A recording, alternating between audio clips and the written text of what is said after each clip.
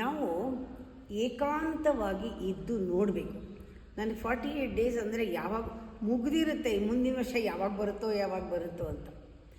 ಒಬ್ಬರೇ ಇರೋದು ತುಂಬ ಜನ ಅಂದ್ಕೊಳ್ತಾರೆ ಇಟ್ಸ್ ಎ ನೆಗೆಟಿವ್ ಎಕ್ಸ್ಪೀರಿಯನ್ಸ್ ಅಂತ, ಒಂಟಿತನ ನನಗೆ ಅಂತ. ಒಂಟಿತನ ಅಂತ ಉಪಯೋಗಿಸ್ಬೇಡಿ, ಏಕಾಂತತೆ ಅಂತ ಉಪಯೋಗಿಸಿ.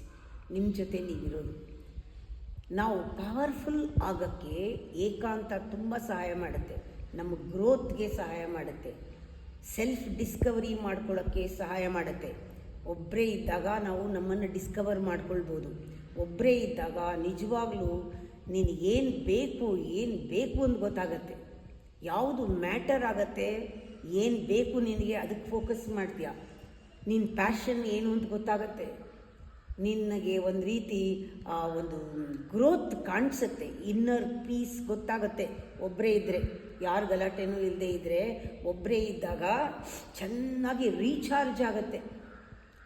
ರಿಫ್ಲೆಕ್ಟ್ ಮಾಡೋಕ್ಕೆ, ಕನೆಕ್ಟ್ ಮಾಡೋಕ್ಕೆ ನಮ್ಮನ್ನ ಯಾವುದೂ ಡಿಸ್ಟ್ರ್ಯಾಕ್ಟ್ ಮಾಡೋದಿಲ್ಲ ಒಬ್ಬರೇ ಇದ್ದಾಗ.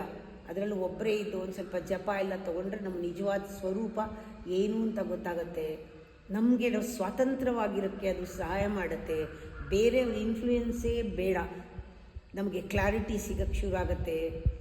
ಎಷ್ಟೆಷ್ಟು ಕಲಿಬೋದು ನಾವು ಒಬ್ಬರೇ ಇದ್ದರೆ, ಆ ಸ್ವತಂತ್ರವಾಗಿರೋದನ್ನು ಕಲಿಬೋದು, ಚಾಲೆಂಜನ್ನು ಹ್ಯಾಂಡಲ್ ಮಾಡ್ಬೋದು, ಸೆಲ್ಫ್ ಗ್ರೋತ್ ಗೊತ್ತಾಗತ್ತೆ, ಅಂಥ ಎಕ್ಸ್ಪೀರಿಯನ್ಸ್ಗಳಾಗತ್ತೆ. ನಿರ್ಧಾರ ತಗೊಳಕ್ಕೆ ಬರುತ್ತೆ ನಮಗೆ, ನಮ್ಮದೇ ನಿರ್ಧಾರ. ನಿನಗೆ ಕಾನ್ಫಿಡೆನ್ಸ್ ಬರುತ್ತೆ ಚಾಲೆಂಜನ್ನು ಫೇಸ್ ಮಾಡೋಕ್ಕೆ. ಅದಕ್ಕೆ ಇದೆಲ್ಲನೂ ಒಬ್ಬರ ಹತ್ರ ಪಾಠ ಸ್ಕೂಲಲ್ಲಿ ಕಲಿಯೋದಲ್ಲ, ಎಕನಾಮಿಕ್ಸ್ ಹಿಸ್ಟ್ರಿ ಕಲ್ದಂಗಲ್ಲ ಅದು. ಆತ್ಮ ಸಂಶೋಧನಾ ಕೇಂದ್ರ ಇರೋದೇ ಅದಕ್ಕೆ. ಬನ್ನಿ, ಒಂದು ರೂಮ್ ತೊಗೊಳ್ಳಿ, ಏಕಾಂತವಾಗಿರಿ, ನಿಮಗೆ ನೀವು ಗಮನಿಸ್ಕೊಳ್ಳಿ. ಈ ಥರ ಟೈಮ್ ಎಲ್ಲರಿಗೂ ಬೇಕು.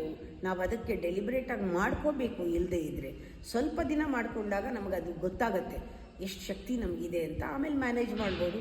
ಆಗ ಒನ್ಸ್ ಇನ್ ಎ ವೈಲ್ 3 ದಿನ, 4 ದಿನ, 2 ದಿನ, 1 ದಿನನಾದ್ರೂ ಏಕಾಂತವಾಗಿದ್ದು ನೋಡಿ.